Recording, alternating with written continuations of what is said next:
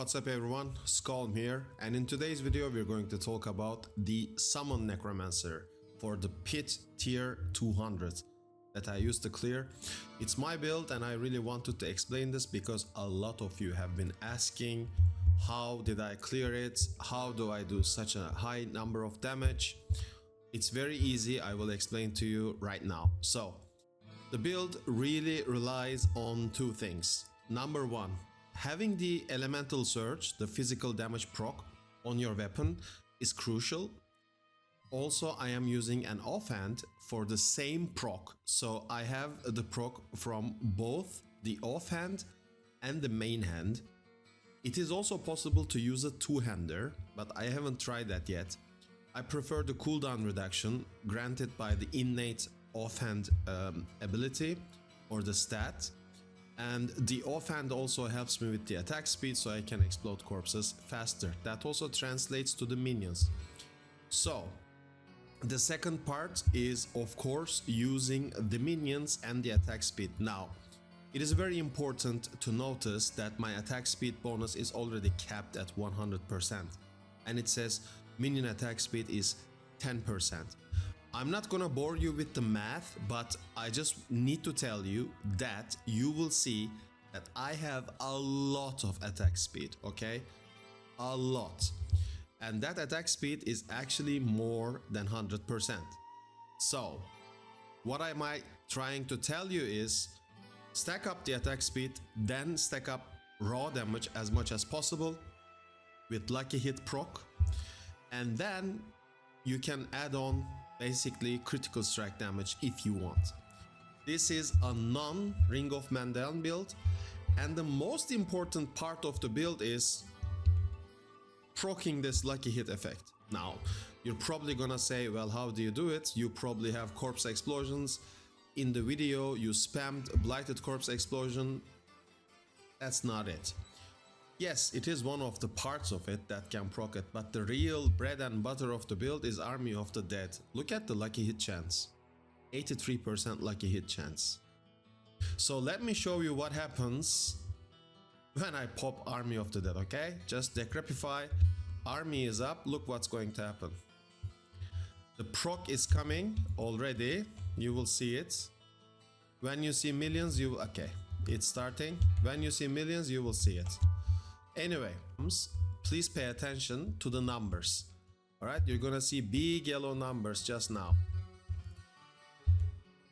Alright, there we go. So those numbers, the lucky hit procs, are the ones that are proccing the weapon, okay, the elemental surge. This is very important because this is your nuke button.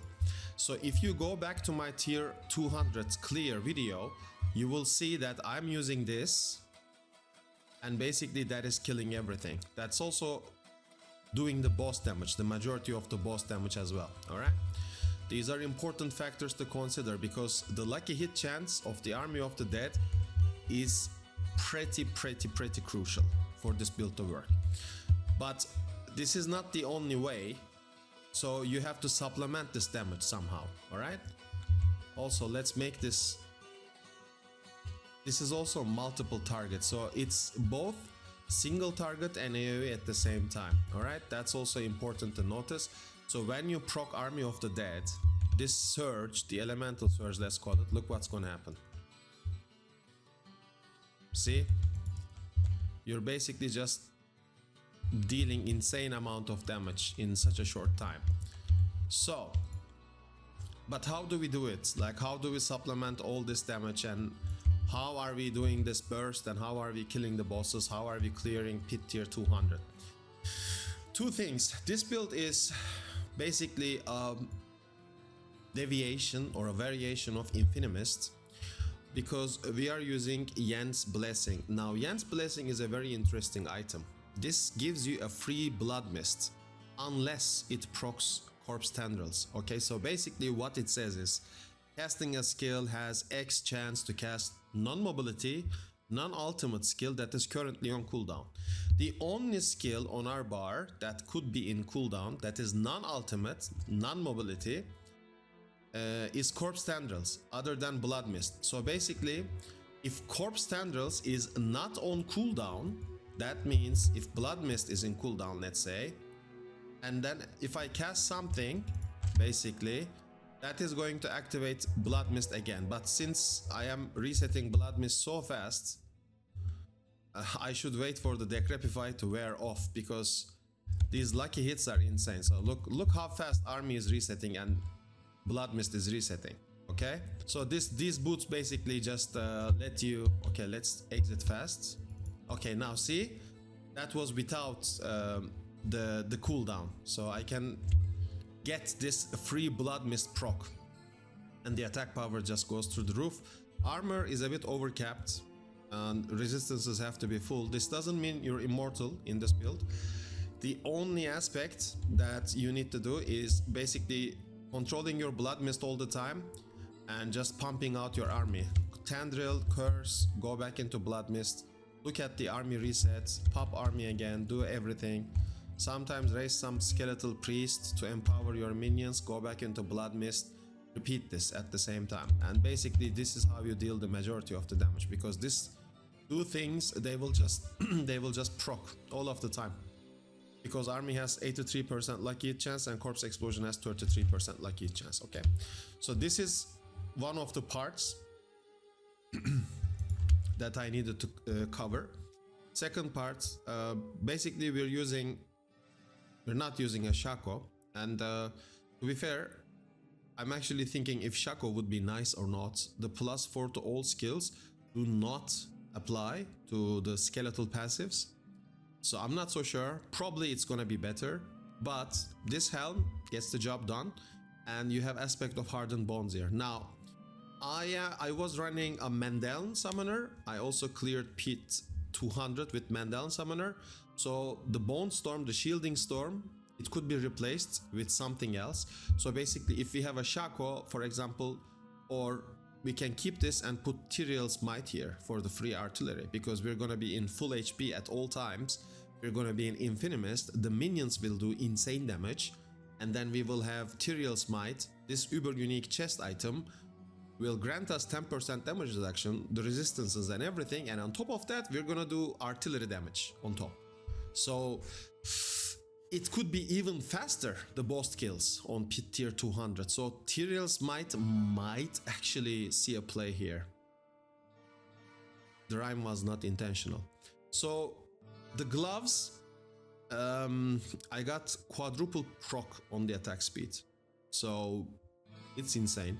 But usually you want intelligence, attack speed, then critical strike damage, then tendril size. Grasping Veins as the legendary aspect. Everything defensive on the pants with Juggernaut. Yan's Blessing, free Blood Mist. We use this item for free Blood Mist and also damage reduction from close enemies. We're using a wand, and pay attention to the item level. It's 920. It's not even 925. If this wand was 925, that would have been way better, okay? Crucial thing. Anyway, you want intelligence, damage, attack speed, then preferably damage. It rolled. I have huge problems with tampering. I'm not gonna start complaining. Maybe I'll make another video for that. I also cannot post on US forums for some reason. Blizzard, I know you're watching my videos. Please let me post on US forums. I cannot post on PTR feedback forums. Please fix. Anyway, the Elemental Surge, we use the physical damage proc here. And the wand also has 10% lucky hit chance by default. Remember this. Amulet, intelligence, damage, attack speed, damage, total armor. Pretty simple. And then you will have three skeletons each. Auto corpse ring, mwah, rolled on +3 to corpse skills. So the loop of reanimation, instead of Mandaln, we're using a regular ring with attack speed, lucky hit chance, resistance, damage, rapid ossification. This was supposed to be ultimate cooldown reduction, but tempering, again, I'm not gonna complain. Tempering needs to change in this game. It is absolutely atrocious right now.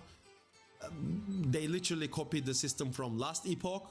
It was bad there, it is bad here. Tempering needs to change, like for real. Anyway, offhand. cooldown reduction, the innate ability, and then intelligence damage, crit strike damage, then the lucky hit, elemental surge. While Army of the Dead is active, your minions deal ridiculous amount of damage. I'm missing 30% additive damage here, and also 15% multiplicative damage here. So the minions could do even higher damage. Also, 2% attack speed, and basically that is missing, and the total limit 7% attack speed is missing there. Tendrils is also not perfect, so just regular things. Anyway, let's look at the skills. Pretty straightforward on skill tree. You're not using a basic attack, and you just give 1 point to unliving energy, 3 points to hit flesh to unlock this part, 5 points into blood mist to reduce the cooldown and make sure it leaves corpses behind. Skeletal warrior mastery max, 1 point into corpse explosion into blighted to make it dot and tick and proc lucky hits and all that's it. So grim harvest, 1 point fueled by that, double 3 points. Maximize these, max this, decrepify for abhorrent, then of course vulnerability from tendrils. This one lets your reapers give you fortify a lot. Only 1 point here because we're not a shadow damage dealer. Army of the Dead we take 2 points into Hellbent Commander, full max inspiring leader, max death defense, and then Kalan's Edict. Finally they changed this, now it's actually doing something. Paragon, pretty crucial. Start off with Gravekeeper. Why do we start with Gravekeeper? Because there will be plenty of corpses. Your reapers are gonna be creating corpses left and right, and you will not be able to consume all of those corpses because we're not playing Black River or anything like this.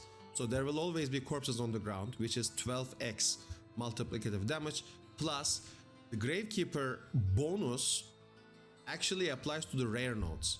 So this one and this one gets buffed from Gravekeeper.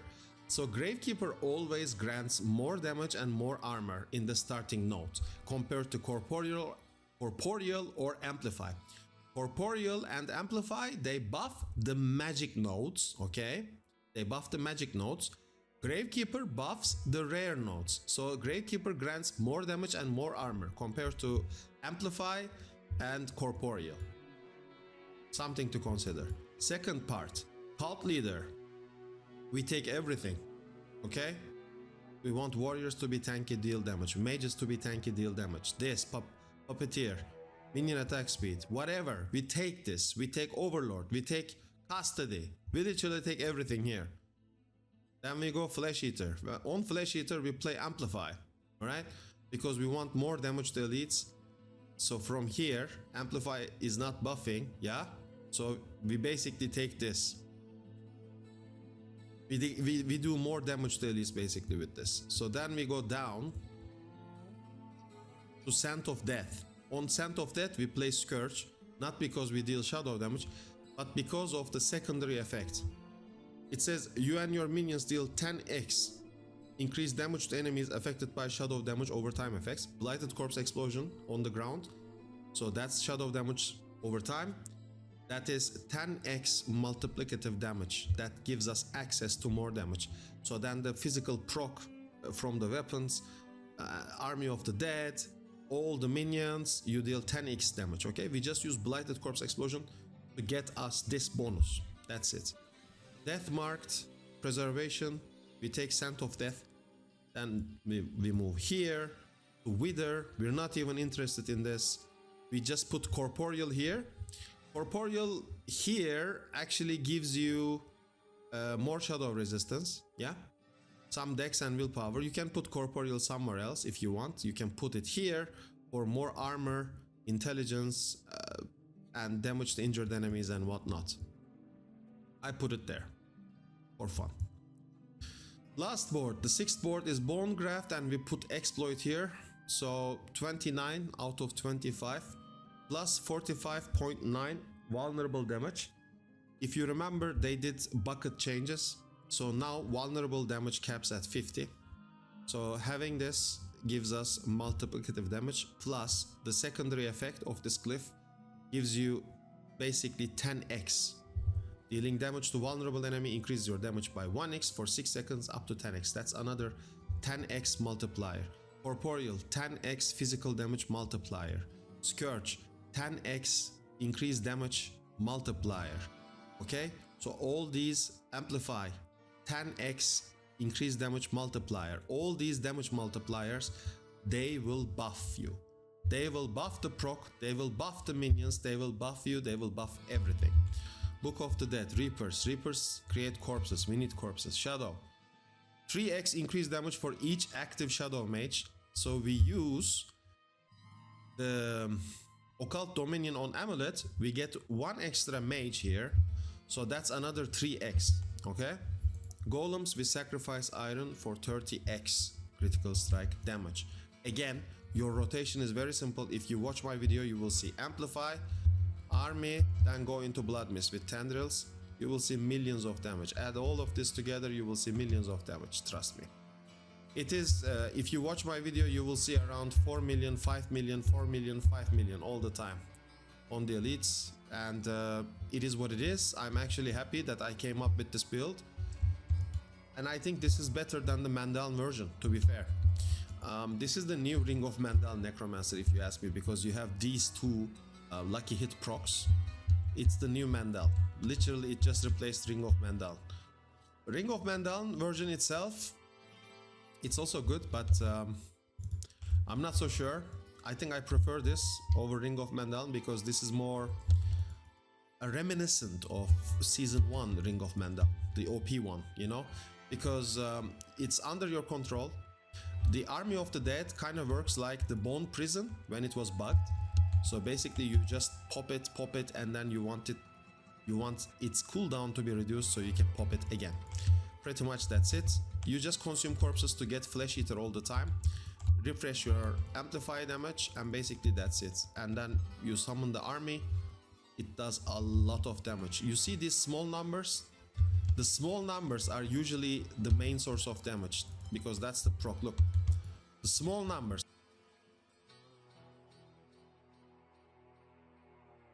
Look for 1.6 million, 2 million. Like, don't look at the big yellow numbers. Try to look at the small numbers. Those small numbers on the background, 1.3 million, you see, 1.3, they do the damage, okay? This is very important. Don't get fooled by the big numbers. Look at the small numbers there. They deal the real damage, okay? So pretty much that's it. You just keep spawning the army and you deal insane amount of damage in no time. Just very easy to play. Also, this build is pretty comfortable, so you should have no problem. Again, you will be in Blood Mist most of the time, so you know, enjoy the build. Hopefully you'll clear pit tier 200 and enjoy the Summon Necromancer. I played this build because in case the Blight Ebon Piercer is nerfed or changed, this is a valid substitute. It is not faster than the current version of Blight, but it is a close contender in my honest opinion. Thank you so much for watching. Remember to like the video, subscribe, and write some good comments. I'll see you in the next one. Take care.